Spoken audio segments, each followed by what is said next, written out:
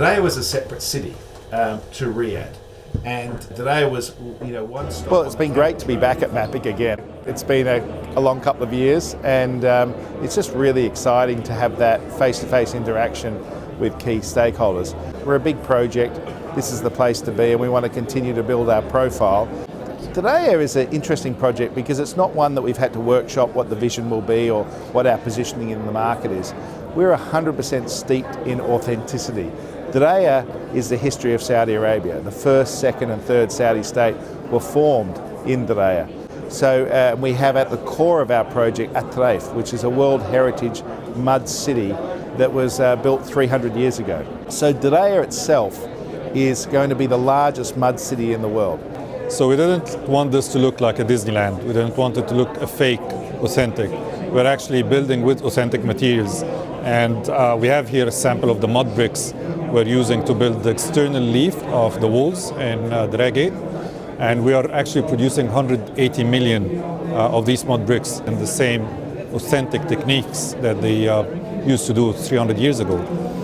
We are actually using the excavated materials, the Riyadh stone, to form the bases and the foundations of some of our plinths for the building. So we are recycling materials, we are using the natural materials from ground. All the infrastructure and roads is subterranean. We just finished actually removing 8 million cubic meters of rock, which allows us now to award the main construction in Diriyah Square. That's about 5.2 billion SAR for the basements, for the super basements, and the main access roads and tunnels coming to Diriyah Square. So we started design in 2019. We had the detailed master plan. We finished already the bulk excavation, and the super basements is starting before the end of this year. So I think His Royal Highness wanted to make sure that this brand new city was going to be authentic to the past, where clearly there weren't any cars. But at the same time convenient, so that the car parking, we were 10,500 cars spaces underneath Diriyah Square. So the convenience side, from a modern, contemporary perspective is looked after. But people still do the walking bit as they did many hundreds of years ago in the souks and so on. So I think people will resonate with that.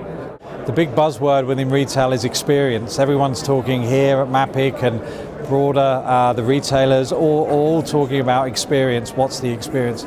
And for us, what we really see at Diriyah is, we have layers and layers and layers of experience. Obviously a compelling location in terms of UNESCO World Heritage Site at Taif. We have obviously the microclimate. We have great topography overlooking the Wadi, which is amazing. We have the beautiful, beautiful canvas, which is the Najdi architecture, which we're really giving across to the retailers to allow them to express their brand. This really attracts a whole host of different brands across different categories. And obviously food and beverage, where we have, these are great vistas, these great views, and this great opportunity again to create something that we see as defined as an experience which is multi-layered and multifaceted.